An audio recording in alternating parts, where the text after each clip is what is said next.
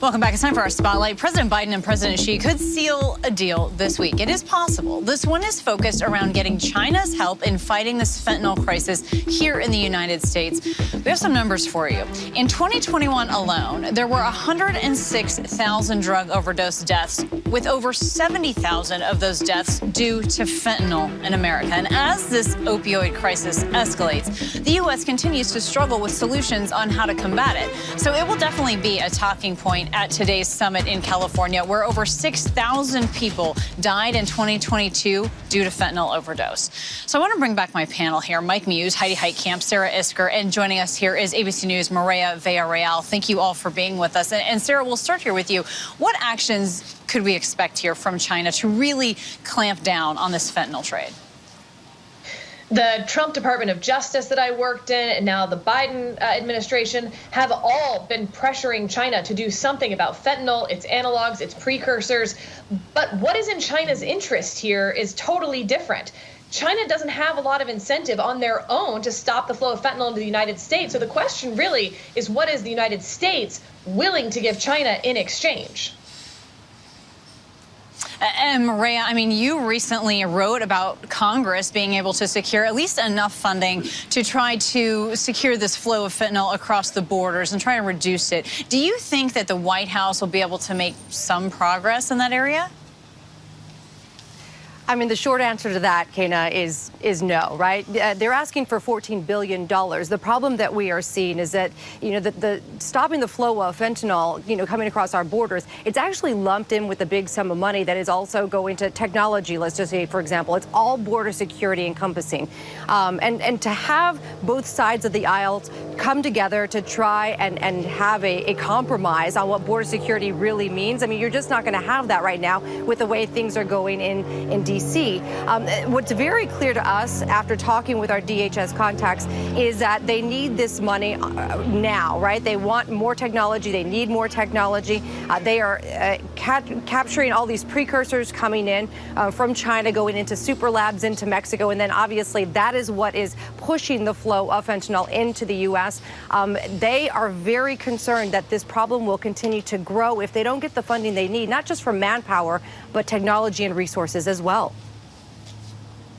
It's hard to imagine that it could get worse. Heidi, the fentanyl is already the leading cause of death for people under 50. So has the Biden administration done enough to fight this crisis? Well, I think there's two things. It's a supply demand. I spent 8 years running the Drug Enforcement Agency in the state of North Dakota, and you're never going to supply side your way out of this problem. And so, as a couple people said on the Republican debate, you've got to look at addiction treatment, you've got to look at mental health treatment. But at the bottom line, you also have to look at how much these drugs cost on the street, and the tighter you can make that market and drive the price up, the more there is a lower incentive, or there's a higher incentive to get treatment. Now, with that said, China, this isn't a major part of China's economy, and so it seems like an easy way to give the Biden administration a win to basically say, we are going to work with you to stop the precursors and analogs from coming into Mexico, where they're then processed into fentanyl. Right, it's those separate chemicals being sent from China into Mexico and being put together and then coming into the U.S. And Mike, look, all eyes on California this week. Governor Newsom recently released California's plan to try to tackle the fentanyl crisis, investing $1 billion to crack down on opioid trafficking and to combat overdoses. But what else needs to be done as far as education? And as Heidi pointed out, with, the mental health awareness?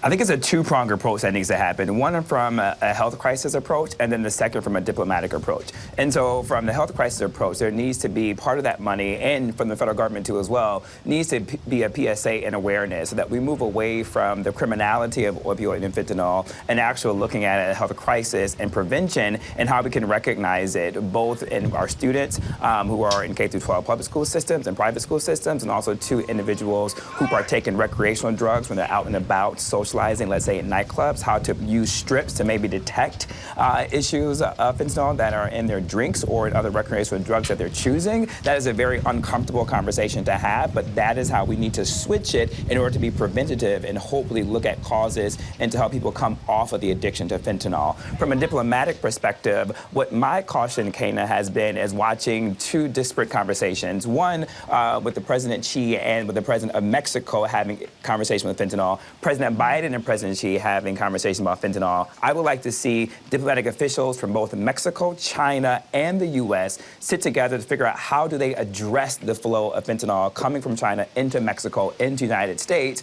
to create more overseas and checks and balances to ensure that there is a decrease of that, particularly look at the drug cartels of Mexico. Yeah, Mike. All right, Mike, Heidi, Sarah, and Maria, thank you so much for being with us.